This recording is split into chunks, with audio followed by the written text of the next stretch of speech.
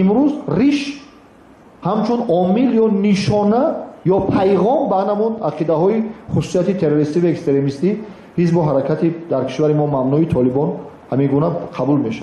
شما ببینید مردمانی که مخالف حکم الله عمل میکنن، پیروان علنی شیطان، بسیار به افتخار میآید در تلویزیون در رسانه میشینه و از پیروی از شیطان افتخار میکنه. ما مؤمنیم در پیروی از الله افتخار نمیکنیم و خجالت میکشیم. حقیقتا میتونه همین ایمان بوده باشه؟